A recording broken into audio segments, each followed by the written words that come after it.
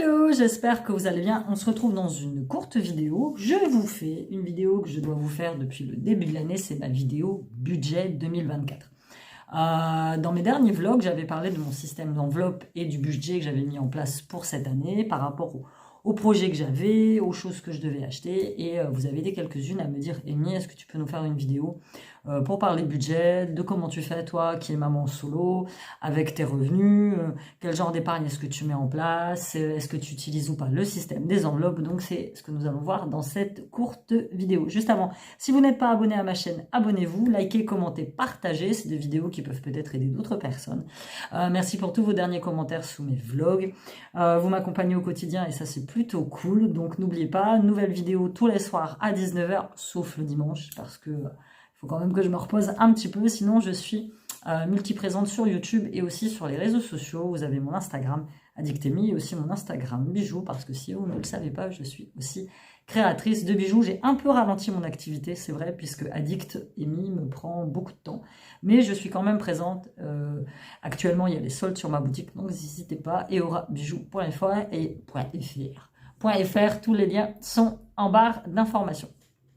Donc voilà, on va parler du budget 2024. Alors, donc on m'a demandé ce que j'utilisais pour établir mon budget. C'est simple, j'utilise le système des enveloppes. C'est un truc que tu vois partout sur YouTube, ça fait des années que ça existe. Et moi, c'est un truc qui a littéralement changé ma vie. Je te raconte vite fait. Il y a à peu près 4 ans de ça, mon mariage a pris l'eau. Mais vraiment une grande eau, vraiment un flux. Voilà. Je savais très bien qu'à un moment donné, ça allait se terminer. Et je savais aussi très bien qu'à un moment donné, j'allais me retrouver sans revenus. Sans revenus. Parce que j'ai toujours travaillé, mais avec des petits salaires. J'ai toujours travaillé quasiment à temps partiel et mes revenus d'auto-entrepreneur à côté n'étaient pas à l'époque suffisants pour me faire vivre. Donc, et comme mon ex-mari gagnait très très bien sa vie, j'avais pas d'allocation, j'avais rien du tout pour les gamins, juste l'allocation familiale pour les enfants et c'est tout ce que j'avais. Donc je me suis dit, Amy, si du jour au lendemain, tu te retrouves divorcée, séparée, il va falloir que tu déménages. Il va falloir que tu rachètes tous tes meubles. Il va falloir que tu subviennes à tes besoins et que tu subviennes aux besoins des enfants, puisque nous, il a toujours été question d'être en garde partagée. Donc, voilà. Donc, il y a à peu près 4 ans, j'ai commencé à mettre en place ce système des enveloppes, où tous les mois, c'est simple, de ton salaire, tu vas retirer de l'argent liquide que tu places dans diverses enveloppes avec des appellations diverses. Et donc j'ai commencé à faire ça, et c'est grâce à ça, lorsque j'ai divorcé et que je suis partie, c'est grâce à ça que j'ai pu avoir mon appart, meubler mon appart, acheter tout ce qu'il faut, faire mes travaux, et c'est comme ça que je vis depuis 4 ans avec ce fameux système des enveloppes qui a littéralement, je te dis, changé ma vie. La première des choses que tu dois faire, c'est ton budget. C'est-à-dire qu'il faut que tu prennes ton compte en banque, comme moi j'ai fait, et il faut que tu listes toutes tes dépenses, toutes tes dépenses, tout ce qui sort de ton compte, et c'est là que tu vas te rendre compte de ce que tu as, si tel ou tel abonnement c'est nécessaire. Moi je sais que j'avais fait un revirement au niveau de mes assurances, j'avais clôturé plein d'abonnements, j'avais des abonnements audibles, tu sais, le truc Amazon pour écouter des bouquins dont je ne me servais pas, je payais 10 balles par mois depuis des années, et ça je m'en servais pas.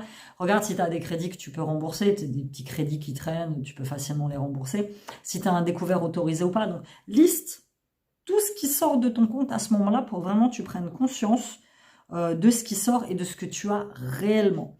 Ensuite, il faut que tu établisses ton budget de charge, c'est-à-dire combien tu payes de loyer, d'électricité, de téléphone, combien tu vas payer de nourriture, combien tu payes, je sais pas, de coiffeur, si comme moi tu fais tes ongles tous les mois. Enfin voilà, établis bien ce budget. Ce budget te dit, voilà, par mois, tu dois dépenser tant. Combien est-ce que tu gagnes?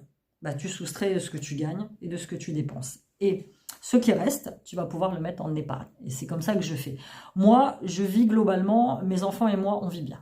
On ne va pas se plaindre. Franchement, il y a pire que nous. On n'est pas riche, mais on n'est pas pauvre non plus. Tous les mois, j'ai de quoi payer mon loyer, j'ai de quoi payer mon électricité, j'ai de quoi faire des petits plaisirs chez Action, j'ai de quoi nous faire un petit resto. Voilà, parce qu'on a été coupé par le téléphone. Donc je te disais, je réussis à faire ça parce que j'anticipe tout. C'est bientôt l'anniversaire de mon fils. J'ai anticipé déjà, j'ai une enveloppe tous les mois dans lequel je mets 10 €. Donc, au bout d'un an, j'ai de quoi lui acheter son cadeau d'anniversaire, j'ai de quoi lui acheter, j'ai de quoi lui payer le restaurant, puisque pour les anniversaires de mes enfants et pour le mien, nous allons au restaurant. J'anticipe tout. Là, pour Noël, je mets 20 € tous les mois dans ma cagnotte de Noël. Et puis si je vois qu'à un moment j'ai un petit peu plus, ben voilà, je mets dedans. Et arrivé à octobre-novembre, j'ai 200 ou 250 euros de disponibles pour acheter mes cadeaux de Noël pour mes enfants. Ce qui reste, ça va pour le petit resto de Noël, ça va pour le marché de Noël. Enfin, j'anticipe tout. Vraiment, le truc, c'est de l'anticipation. C'est de la prévoyance, en fait. Et quand tu es maman solo, malheureusement, tu ne peux pas faire autrement que de tout anticiper. Surtout si, comme moi, tu en as 3. Déjà, parfois, je vois les mamans, elles galèrent et tout avec un seul salaire quand elles ont un seul. Moi, j'en ai 3. J'en ai 3 et j'anticipe tout. Sean a 15 ans. Je reçois une petite bourse pour lui, mais vraiment 3 fois rien. C'est 200 balles par trimestre, je crois. Sylviane a 9 ans. Et Siam, maintenant, il a son propre salaire. Mais même en ayant son propre salaire, il y a des moments, bah voilà, je suis toujours tenue de... Il est toujours à ma charge, en fait, tu vois. Donc, voilà. Donc, anticipe, anticipe, anticipe. Donc, le système des enveloppes. Tu as établi ton budget. Ensuite, tu vas définir quelles sont les catégories dans lesquelles tu veux mettre de l'argent. Donc, c'est très simple. Tu vas te munir. Moi j'utilise ce genre de calepin. Ce genre de calepin, tu peux le trouver partout. Ceux-là, ils viennent de chez Amazon. J'en ai 2. J'en ai un pour mes dépenses fixes et j'en ai un pour mes épargnes. On va principalement parler de celui-ci. Celui-là, tu peux le trouver sur Amazon. Je sais qu'à un moment, Action, il en vendait. Tu vois, c'est des cahiers, en fait, avec des espèces de petites pochettes à l'intérieur dans lesquelles, tous les mois, tu vas glisser ton argent. Donc, une fois que tu as défini ton budget, il te faut, je sais pas, 400 euros par mois, 500 euros par mois, 600 euros par mois. Moi, j'ai défini mon budget par mois pour vivre correctement. J'ai des dépenses fixes de 670 balles. Voilà. Ça baisse quand j'ai moins de revenus. Ça augmente quand j'ai plus de revenus. Mais en soi, globalement, c'est une moyenne. 670 euros. D'abord, il y a mon budget alimentation. Donc, mon budget alimentation, ils sont une semaine sur 2 chez leur père. Et une semaine pleine chez moi. Donc, j'ai défini un budget alimentation qui est pareil, variable, qui a beaucoup augmenté. Moi, mon budget alimentation, il est de 340 euros par mois. C'est-à-dire 150 euros quand ils sont chez moi par semaine et 40 euros quand je suis seule. 40 euros, ça me suffit. Pourquoi? Parce que la semaine où ils partent, je passe ma semaine quasiment à manger les restes. Il y a des restes de pâtes, des restes de viande. Je passe ma semaine à manger des restes et j'ai 40 euros pour acheter le complément qu'il me faut. En fait, jusqu'à maintenant, ça fonctionne bien comme ça, sachant que de temps en temps, je vais chez mes parents, ma mère me fait des gamelles de bouffe. Enfin, on arrive à s'arranger, elle me donne des œufs, tu vois, on arrive à s'arranger comme ça. Mais globalement, 150 balles, c'est ce que je gaspille. Tous les mois, Siam me donne une aide pour les courses, c'est-à-dire qu'il vient avec moi et il paye la moitié des courses. Ça m'aide parce que l'argent que je ne dépense pas, ce plein de courses-là, c'est pareil, je le mets de côté pour autre chose. Alimentation. Ensuite, j'ai 20 euros par mois que je consacre aux sorties. De toute façon, je vais te mettre l'intitulé toutes mes enveloppes. Ça peut être, je vais en ville chercher un truc et je m'arrête prendre un café quelque part. Ça peut être, je suis avec les gamins, on va chercher un truc à Géant, enfin à Géant, ça s'appelle plus Géant, mais au centre commercial, et ils me disent, maman, on va au McDo manger une crêpe ou un truc comme ça. J'ai cette enveloppe-là qui est très bien. Et par exemple, je sais que là, la semaine prochaine, je vais au musée de Picardie, puisque ça fait un bail que j'y suis pas allée, j'ai envie. Je vais me servir de cette enveloppe-là, les 20 euros, pour payer mon entrée au musée de Picardie. Voilà, elle sert à ça.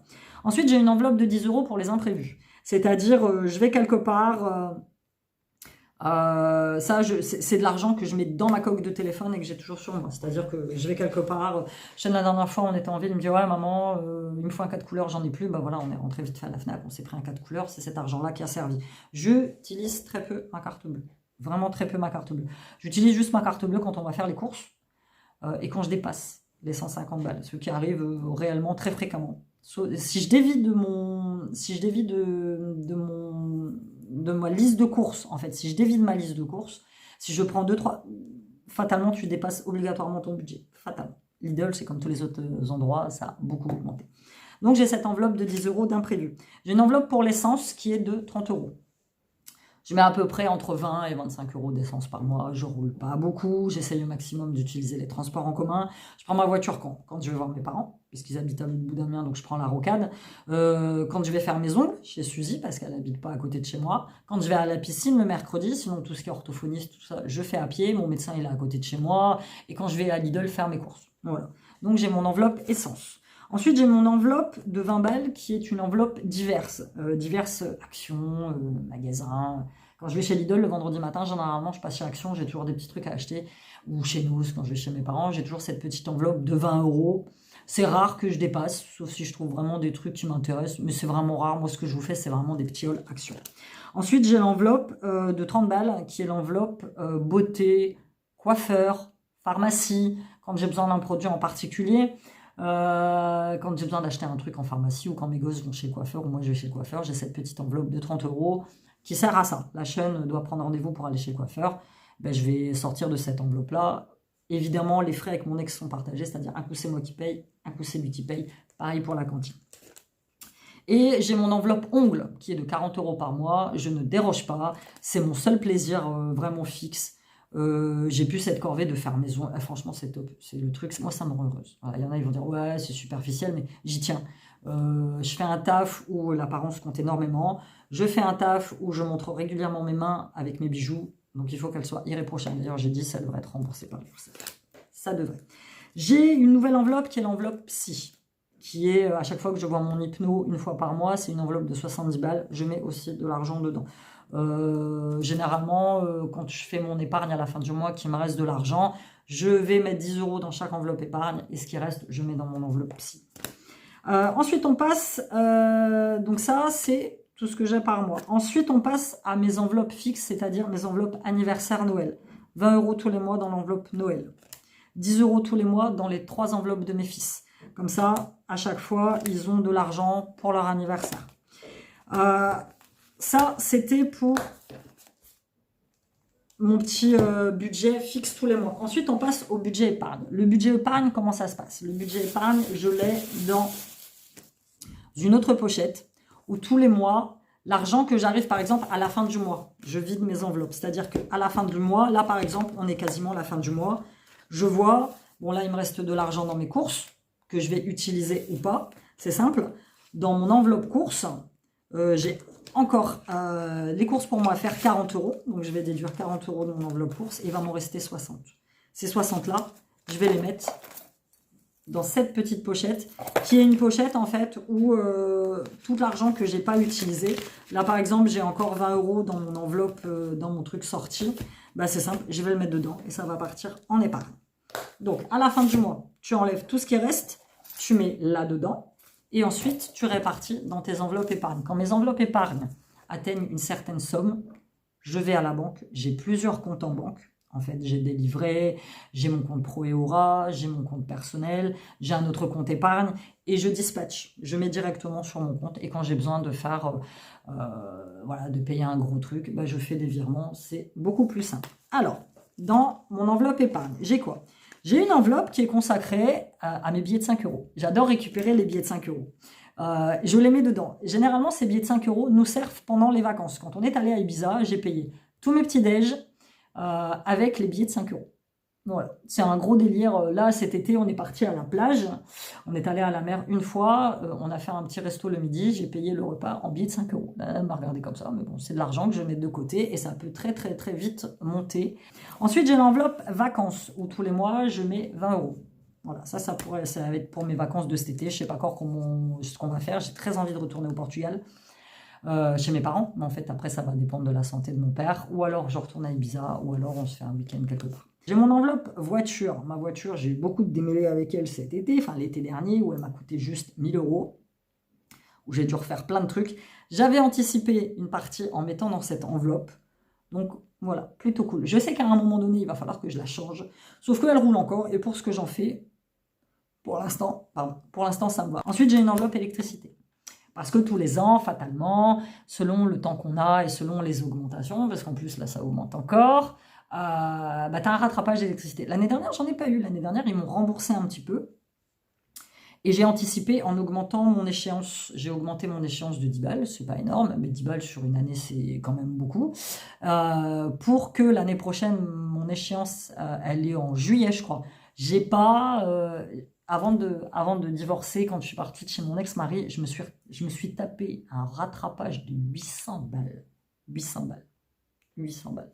J'avais anticipé, et bon, il a payé une partie avec moi, évidemment, puisque il vivait aussi dans cette maison-là. J'ai pas du tout envie de me taper ça toute seule. Hein. Bon, 800 €, il va falloir le faire pour le dépasser d'ici, mais chez moi, c'est tout électrique. Ensuite, j'ai ma dernière enveloppe qui est un fonds d'urgence. Un fonds d'urgence, c'est simple, c'est 3 mois de salaire. Si tu gagnes, je sais pas moi, 1600 balles de salaire, bah ton enveloppe, elle doit être de 1600 multipliée par 3 mois. Pour que un jour, quand tu as un gros pépin qui t'arrive, je sais pas moi, un accident de la vie, ça peut très vite arriver, où tu dois très vite pouvoir te sortir de l'argent, cette enveloppe urgence, elle est là. Moi, c'est une enveloppe que j'ai à la banque. Tous les mois, bah, comme je te dis, lorsque mes enveloppes épargne atteignent une certaine somme, je vais tout déposer en banque. Comme ça, voilà, j'ai l'esprit tranquille, je sais que je peux anticiper. Moi, c'est par rapport à ma peur de manquer, en fait. Ça a toujours été, je t'ai expliqué que moi, dans ma famille, c'est une peur qui est archi présente. Moi, j'ai été élevée dans la peur de manquer. Moi, mes parents travaillaient comme des forcenés, jour et nuit, pour gagner de l'argent, pour avoir leur maison. Moi, mes parents, dans leur jeunesse, ils ont connu la misère au Portugal, mes grands-parents aussi. Donc, moi, j'ai été élevée avec ce truc. Je commence à m'en détacher un petit peu, parce que je sais que ça ne m'arrivera pas. Il faut y croire. Voilà, il faut y croire. Tu peux pas vivre dans ta peur de manquer constamment d'argent. Donc, tu anticipes avec ce genre de fonds d'urgence qui est là pour t'aider et pour te dire que voilà, demain, si t'arrive une grosse couille, mais vraiment une grosse couille, tu as cet argent-là qui peut te dépanner. Et en soi, c'est les seules enveloppes que j'ai, c'est les seules épargnes que j'ai qui m'aident énormément au quotidien à avoir l'esprit tranquille. Et quand t'es maman solo, c'est ça, il faut anticiper. Donc voilà, c'était mon petit budget pour 2024 en tant que maman solo. Dis-moi toi si tu as des astuces dont je t'ai pas cité dans la vidéo. Je voulais faire une courte vidéo, mais je vois que c'est une très très longue vidéo finalement. Donc voilà, la meilleure chose que tu peux faire, c'est investir dans des petits planeurs. Si tu veux pas investir dans des planeurs, c'est simple. Franchement, tu te casses pas la tête. Tu prends des enveloppes. Tu prends des enveloppes et sur chaque enveloppe, tu vas noter enveloppe santé si tu as des dépenses de santé, enveloppe courses, enveloppe, je sais pas, restaurant, enveloppe de ce que tu veux. Et tu fais un système d'enveloppe. Font du bruit à côté. Tu fais un petit système d'enveloppe en lequel tout là... Moi, j'ai commencé par le système d'enveloppe tout simple, hein, à la place de ça. Hein. Donc voilà, c'était tout pour cette courte vidéo. N'hésite pas toi à me dire... Font du bruit. N'hésite pas toi à me dire quelle est toi ta méthode et comment tu t'en sors au niveau de ton budget. Et on se retrouve très bientôt dans une nouvelle vidéo. Bye bye!